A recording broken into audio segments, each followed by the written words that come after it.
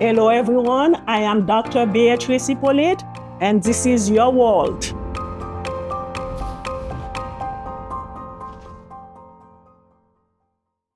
Today we have the privilege to have as our guest Dr. Caridad Remy. A brief description about Dr. Remy. She's a board-certified family nurse practitioner with over 15 years of experience. She began her nursing career working as a critical care nurse in the cardiothoracic unit at SUNY downstate. She later transitioned to community health nursing and served in a variety of roles. A lifelong scholar and recipient of Jonas Scholarship, Carrie received a doctorate degree from Drexel University in 2016. After completing a doctorate degree in nursing, she did not stop there. She went back to school and earned in June 2023 a master's degree in business administration from Capella University. Carrie currently works as a clinical manager where she supports a team of nurse practitioners who complete house call visits. Carrie is a mentor, philanthropist, and lover of Christ. When she's not busy working, taking care of her family, and spending time with her friends, Carrie enjoys serving her community and church.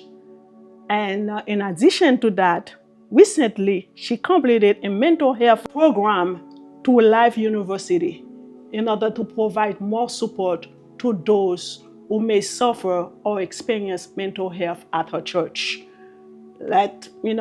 Welcome her, and it's a pleasure to have you today. You look so beautiful. How are you doing? I'm well, Dr. Beatrice Hippolyte.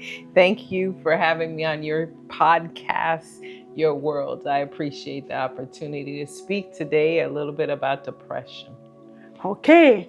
Of that said, so I have one question before. I know today we're going to talk about depression, but before we even talk about depression, so it's like, I see, at the beginning, so you work as a critical care nurse in a cardiothoracic unit, and later on you transition to community health. Is there a reason why? Oh yeah, I just really feel that you really get a true aspect of how people live when you're able to see them function, how they function at home. The hospital setting is controlled. So, we give them their food, we give them their medications, we tell them when to get up out of the bed, when to go down and lay down. But really, when we get into the home, we can see what their supports are, what they're lacking, what is in the area where they live, identify social determinants of health that really impact overall management of chronic disease. That is very impressive. Thank you for your service. Oh, yes. Love it. I love it. I love the community. Okay, so what you have for us today? So really today, I just really wanted to speak to our audience, provide a brief overview of what depression is and why understanding depression is important. So as per the American Psychiatric Association, depression, which is also known as major depressive disorder, it's a mental health condition that's characterized by persistent feelings of sadness, hopelessness, and loss of interest in activities. It affects approximately 17.3% of adults in the United States. And depression can impact daily life, relationships, and physical health. And it can also increase the risk of suicidal thoughts and behaviors. So it's really important for us to understand depression and know why it's a condition that's important enough for us to pay attention to it and try to deal with it. So right? in this case, so can we say that 1 in 4 people in America will suffer with depression? That sounds right, according to the statistics. Yes. That's that's a lot of people. That means that each one of us knows somebody who's suffering from depression. Whether or not they tell us, we don't always know. So being able to identify the symptoms of depression, and sometimes just you starting the conversation and not waiting for the person to come to you and say, I think I have depression, is just a wonderful thing to do. So in order to start the question or to start the conversation, you have to notice some changes in that person. You do. And you have to be courageous in that conversation, whether you're the one who's initiating it or if the person is courageous and initiating it with you. It's something that we can't ignore. And I have to say that as a member of the Caribbean community, my family is from Haiti. It's just something we don't talk about. There's a stigma that anybody with mental illness, it's because somebody did some voodoo, some roots and stuff. And I don't want to minimize the belief system of our people, but as a healthcare provider, I also understand that there are specific causes to mental illness. It could be something organic, it could be something external. So just kind of understanding that, I'm going to challenge people to think a little bit outside the box, right? Yeah, wonderful. So why is understanding depression important? Again, it's the prevalence and impact of depression. It's a common and debilitating condition that affects millions of people around the world, right? And like I said, stigma in the African American community, we don't like to talk about mental illness, right? No. Because there's a stigma, a negative one associated with it, right? So understanding depression can help to reduce the stigma and really promote empathy and support for those people who are affected by it. And I'm glad that you mentioned that. If I were to add to it, so I remember, like when my mother, had really gotten sick. So, and everybody was saying that, so she was sick because somebody put a curse on her, somebody that she lended money and didn't want to return the money back to her. And as a result of that, so she got into that condition. But later on, to kind of like, when I went deep down into the situation and examine, exactly, my mother basically suffered with mental health. So it's like, come on. So somebody who got arrested by the Duvalier Totomac would left 7 years old behind. So it will spend some time in prison. So it's like upon, returning back home, she took everything hard, and especially for her not to be able to see her child anymore. So that I believe that had took a toll on her. So it was pure mental problem, but hey, everybody's seen it as depression. Not even depression, like a curse was put to her. Yeah. So it's unfortunate. It is. And again, it's the stigma that's associated with mental illness. And I feel like we really have to educate one another and educate our community members around that. Very important. So again, why is it important to understand depression? There's effective treatment for it. So someone who's suffering from depression, you don't have to spend your whole life suffering from depression. And one of the things we'll talk about today are the different treatment modalities. And lastly, it's really important for us to be able to identify depression, because we have to understand its connection to a person's suicidal thoughts and behaviors.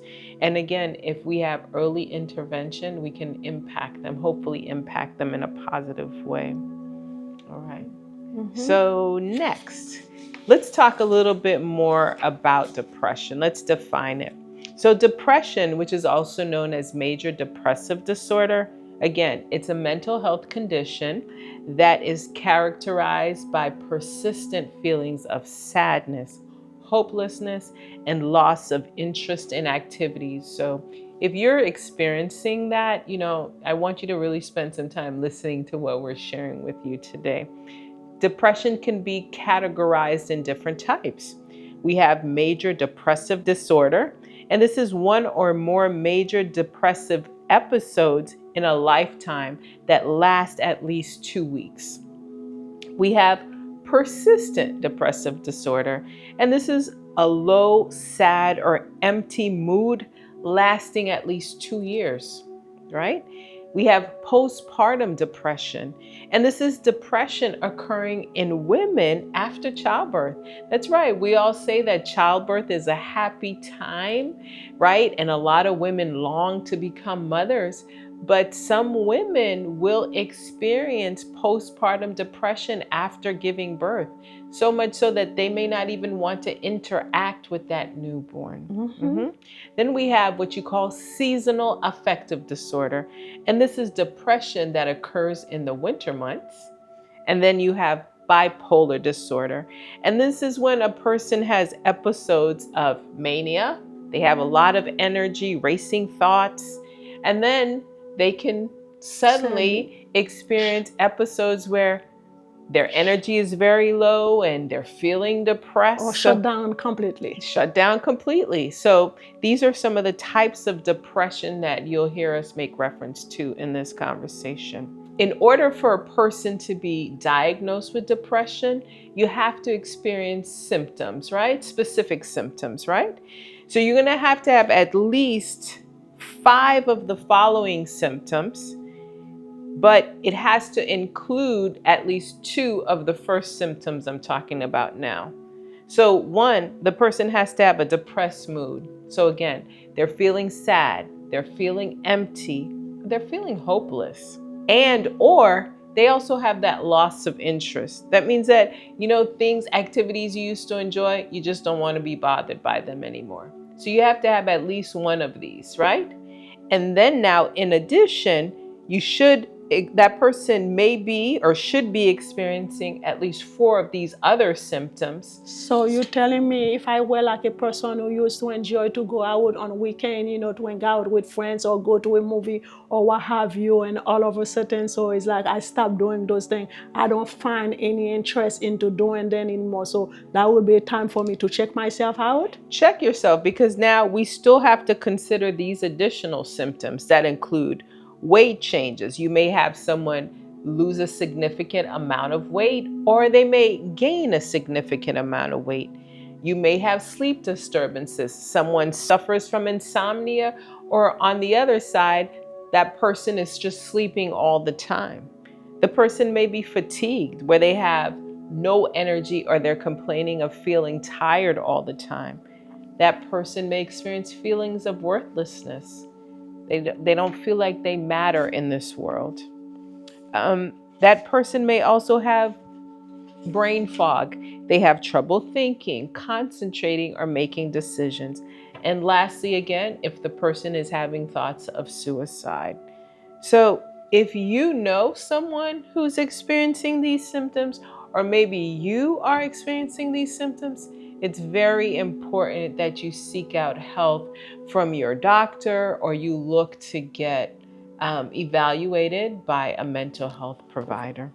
Okay, professional help, very important. Very important. Very important. And we should not be afraid to do so. No, we shouldn't. We should never be afraid to seek out help. Again, it's a courageous conversation when you're vested in your well-being. And if you have a family member or a friend that you see are having these feelings, it's important for you to let them know, I care about you, and I think this is what's happening, and let's have this conversation. I think we'd be riddled with guilt if we didn't address it, and if the person ended up taking their lives. Yeah. Right? So better take it on than to ignore it. So some of the causes and risk factors of depression. We have biological factors that increase the chances of depression. First, genetics.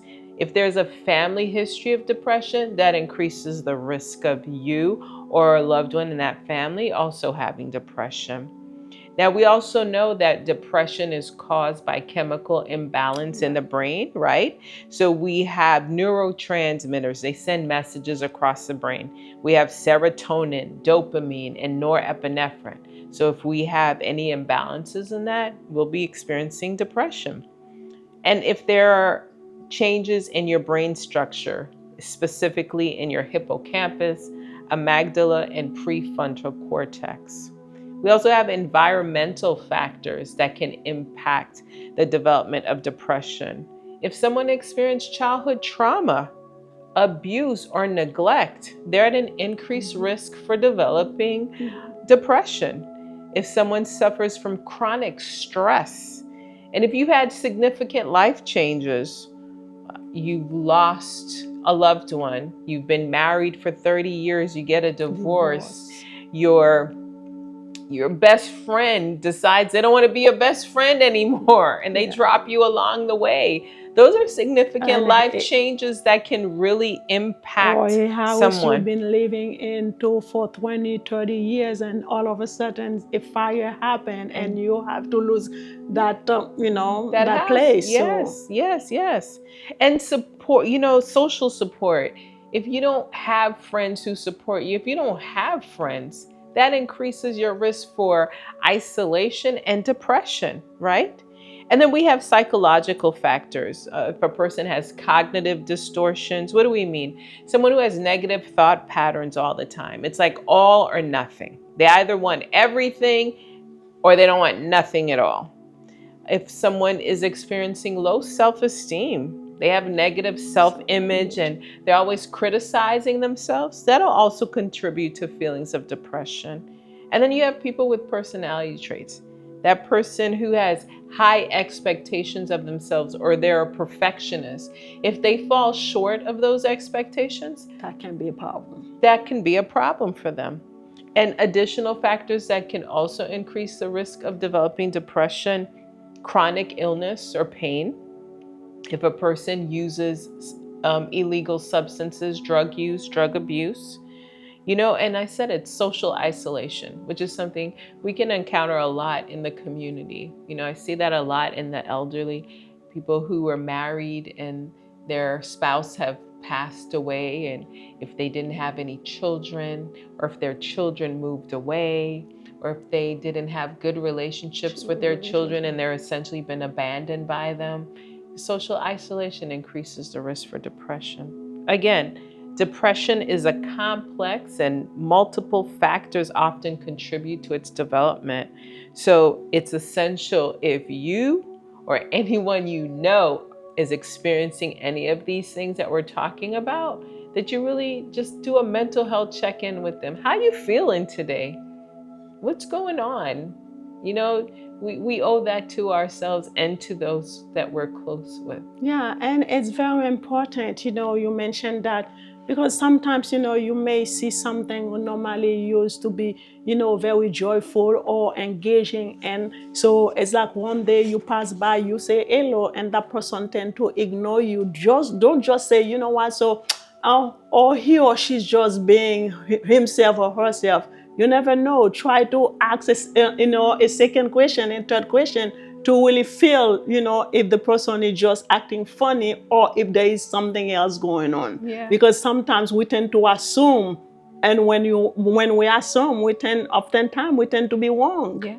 And I encourage too, when we're asking our family and friends these questions, ask them open-ended questions. Don't ask yes or no questions. Are you feeling depression? No.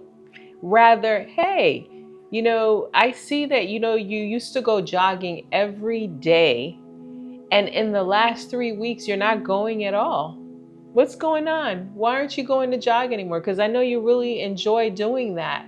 And hear what it is that they're saying. Maybe they hurt their foot and that's why they can't go, but asking those open-ended questions really opens the door for a very engaging conversation that's going to give you better insight into what's happening. Yes, indeed. Okay. So another thing to consider is, how does depression impact our daily life and relationships, right? So with the depression, people tend to have social withdrawal. They start avoiding interactions with family and friends. You'll invite them out and they'll be like, no, I don't want to go. And if you notice that that's happening a lot, you got to find out why. It can also impact their functioning at work or school. And I think it's really important for us to take some time to really consider this generation, this COVID generation of students that we've had, right? Yes. It's really impacted their lives. None of us in the time that we went to school spent a year at home on the computer, not with our friends, hanging out. Life really changed with COVID, right? And it has really impacted this generation of teenagers and young adults. There's been a higher rate of suicide amongst them, you know, with more the drug use, more domestic violence. Okay, more domestic violence. We have more social isolation, right? Because of COVID, everybody turned to their computers, and the kids have turned to the internet, social media, Instagram, Facebook, whatever is going out there, right? And they're interacting with people they've never seen. And they tend to believe everything that they're seeing. There's a following for the stuff that they're watching on social media, but it's gotten a point where interaction seems to be more comfortable with that person on the other end of the phone than it is with someone sitting next to you, right? So we really want to encourage our children, as much as they can, put down that phone and the computer and start hanging out with your friends again. I know in my own household, like, we have monthly birthday celebrations. And when we come together as a family, like, everybody's on their phones, and we have to be like, come on now, put your phone down. Like, let's just try to talk. You go out to dinner with your friends, everybody's on their phone. It's like an addiction to the phone, and that in itself is isolating. And the funny part of it, those kids can communicate. They can have a solid conversation. Because I remember, like, it was the year of COVID, so it's like, for Thanksgiving, I invited the family over. So, since, the governor only allowed for 10 people to gather. So it's like, it's a family of 7. So the kids came, so we were sitting at the table and everybody were on the phone. And I'm like, come on. So I decided, okay, I went around and collected everybody's phone. And I said, so we here as a family, and we're gonna interact as such. Oh, good. And before we even know it, in less than 10 minutes, everybody was telling me their experience with COVID. Oh, good. What they like, what they didn't like, what they appreciate more from their parent, how they get to learn more, or they never knew that their mother loves them so much. So I said, you see, we had stuff to talk about. Yes. So very important what you just mentioned. Yeah. I mean, we really have to encourage each other to put down those phones and interact with one another. And again, with depression, it can impact our daily routines. So we can end up struggling with just basic tasks and responsibilities that we have. And it can also strain relationships that we have with loved ones and friends, right? There's conflict with family and friends. Part of that conflict can be people notice a change in you, but they're afraid to bring it up because they don't know what's on the other end of that, and they don't feel empowered to address it. I'm just going to encourage, if you see someone that's close to you, family, friend, loved one, and you see that they're struggling and things are changing, ask them, what's happening? What's happening? Because there's a reason for it. There's a reason. Is there something you want to talk about? Yes, there you go. I love that question. Is there something you want to talk about? So depression also impacts us physically, right? We talked about sleep disturbances. You may have insomnia, or you just want to sleep all the time. You don't want to be bothered by the rest of the world. You may not want to eat at all. Or we have people who are stress eaters. Ooh, I know one of those, okay? And then you may suffer from chronic pain. You have sensitivity to pain. Your energy is low, right? Your motivation is low because you just don't feel like doing anything anymore. And your immune system may be weakened, and then you become susceptible to illness. Mental health consequences also associated with depression, because sometimes when people have depression, they also suffer from anxiety. Okay? We said to numb the pain, people may start to drink or use drugs, right? And then there's that increased risk of someone really becoming suicidal. They've lost hope. They don't understand why they're feeling this way. And it seems like to end it all is the best thing. But, when you consider that somebody's taking a permanent action for a temporary situation because they don't know what to do or how to do it. But again, if you know someone like that, reach out to them, challenge them to have the conversation with you, and then seek help for them. Seek help for them. Depression is serious. Very much so. We can't ignore it, right? You know, back in the day, everybody used to say it takes a village to raise a child.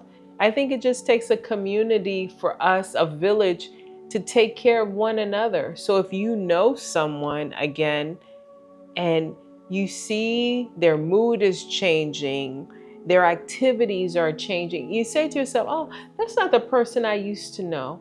Find out what's happening. I say everybody has a story, but we just don't always know what it is. It's like, what is happening to Carrie? She used to be a talker, and all of a sudden she's so quiet. Yeah. You know? So with depression, there are different modes of treatment. We have medications.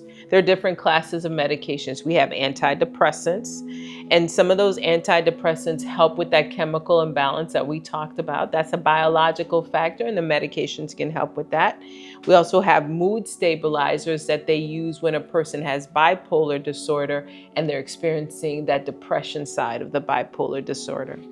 We have different kinds of therapies to treat depression. We have cognitive behavioral therapy, and that identifies and helps a person change negative thought patterns.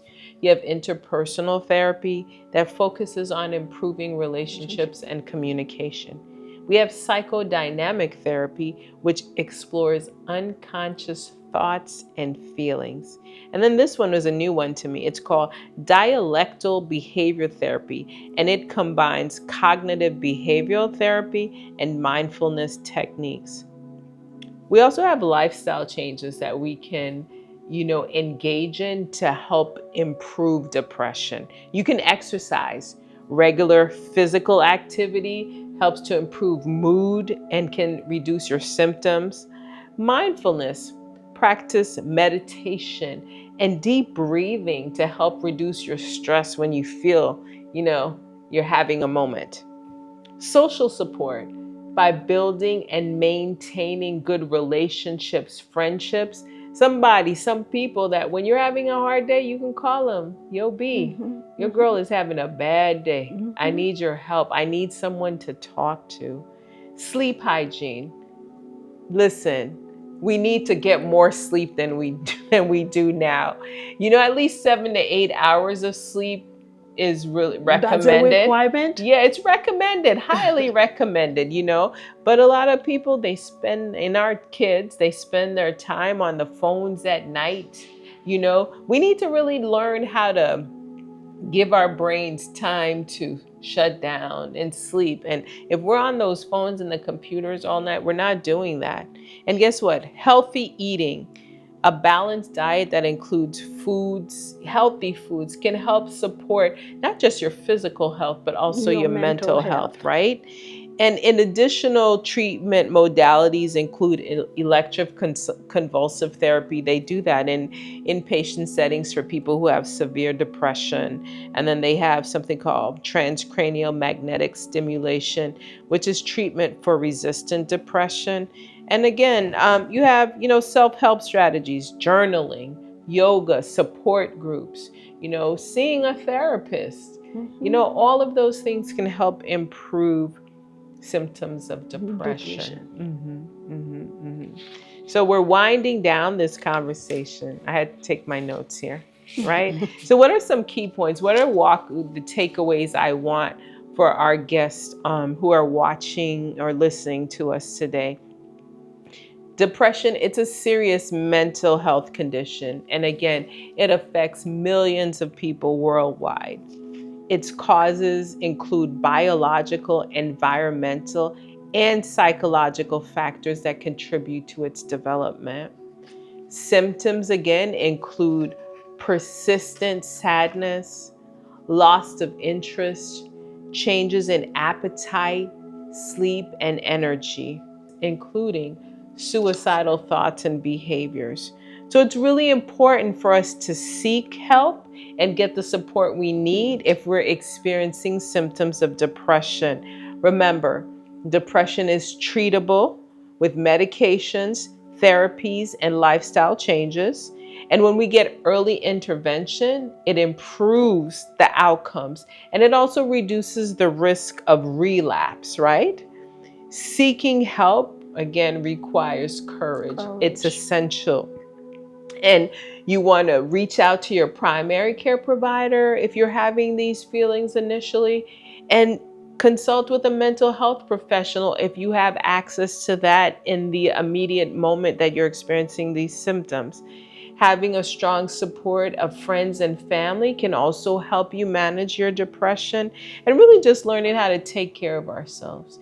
You know, just like we go to the dentist once a year, we go to our primary care provider 2 to 3 times a year. It's important that we have a regular check-in with a mental health provider. There's nothing wrong with that. You know, depression is not a sign of weakness, and seeking help is actually a sign of strength. It shows that you're invested in yourself and in your well-being. So my final thoughts for today is, you know, depression may seem overwhelming. Oh my goodness. But there is hope for recovery and healing.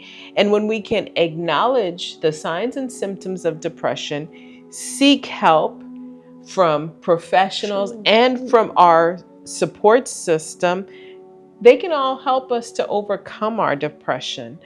You know, and when we take that step and have that conversation when we suspect it, we're breaking the stigma that surrounds depression, and we're encouraging mental health in general. Yes, and we're encouraging others around us to have open conversations about that important topic. Okay, so again, if you or anyone you know is suffering from depression, they tell you they're suffering from depression, or they say to you, like, I just don't feel like living, that's serious.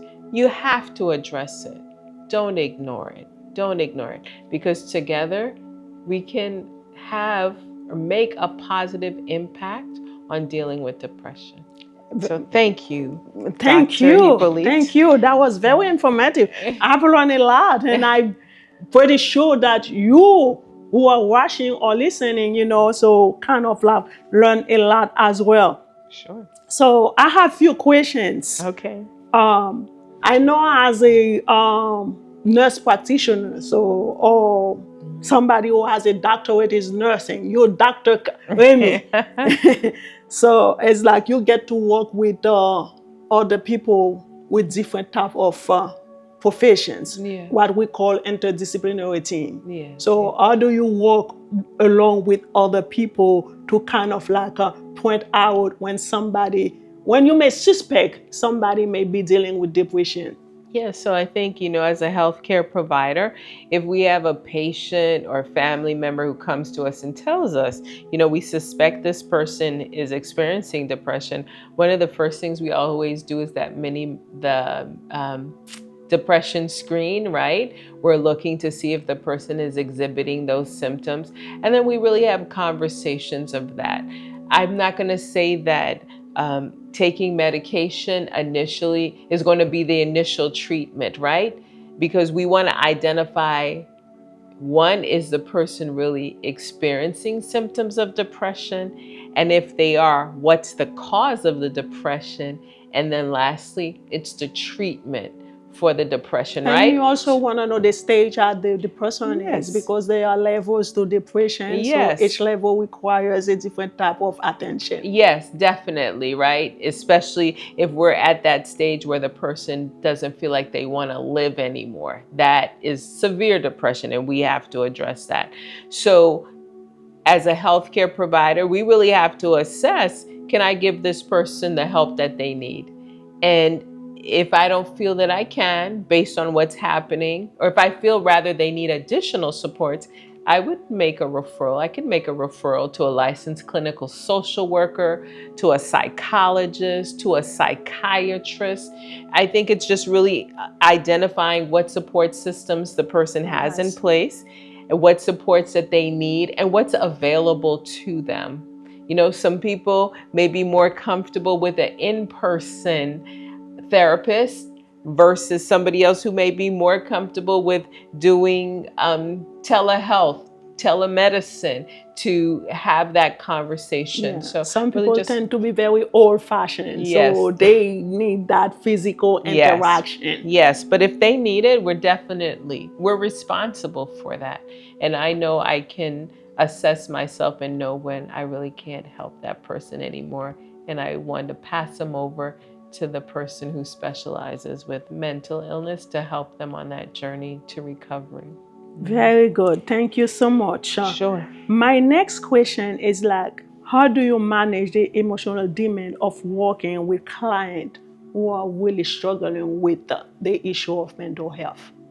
Well, you know, as a community health nurse, you know, more and more these days we've encountered individuals with mental health in the community. So if it come across a client, it's always really important to assess if they're compliant with their therapy, if they're compliant with their treatment, and if they're not, really trying to identify why and trying again to establish the support systems that they need.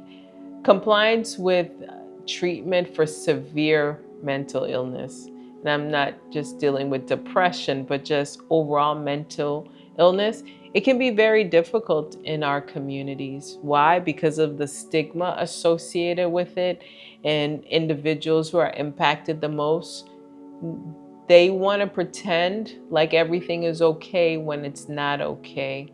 So you can only help that person who will allow you to help them. And in moments of crisis, you know, fortunately for us for New York, there are crisis intervention teams that we can call to help address a situation that we think needs to be addressed immediately.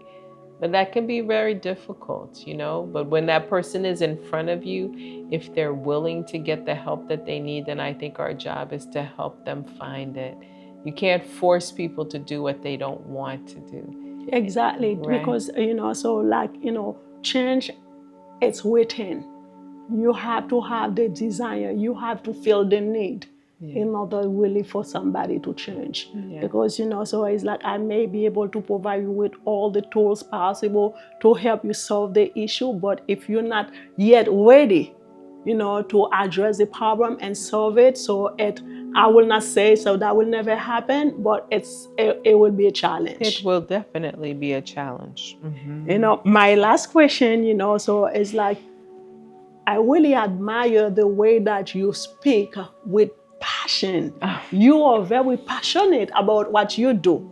And I think, everybody, regardless of what you do in life, whether you are a doctor in nursing, you're a social worker, or a psychiatrist, or a teacher, or a janitor, or whatever that you do in life, you have to have that passion, because when you're passionate about what you do, you tend to succeed better in it. So is that my question now, what really motivates you to keep on working and doing what you do? Oh, really? I really just feel that I'm my sister's keeper.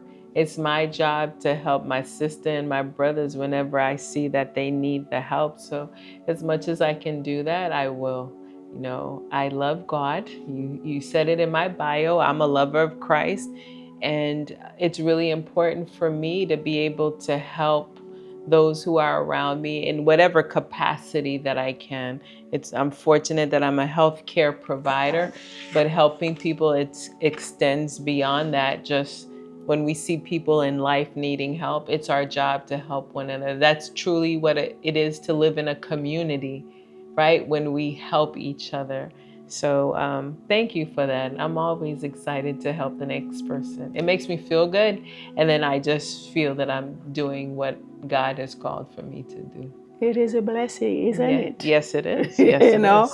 and so I feel grateful that God, put you on my path Oh, to have today. yes, You today. know, Yes. and today is a beautiful day today. So it's like, so I was happy to see you. I was happy to be able to have that conversation with everybody about depression. And I'm pretty sure that everybody who's listening or watching this show, they're gonna learn a lot. So it's like, I thank you so much. Thank you so much for really making time or taking time off your busy life. I know you have a busy life, busy schedule. So it's like you left everything behind to be with us today. So we really appreciate it. Thank you, Dr. Remy. And I appreciate you, Dr. Beatrice Hippolyte, with your world. You're sharing an important message with the community at large around health and wellness. And thank you for focusing on mental illness because it's so prevalent out there. We really have to talk about it. And thank you for providing the platform. And I really hope that this helps to reduce the stigma in our community, especially in the African American community and in the West Indian Caribbean community and in the Haitian community where we don't like to talk about these things. So thank you for this opportunity today. Thank you, everyone. I'll see you next time.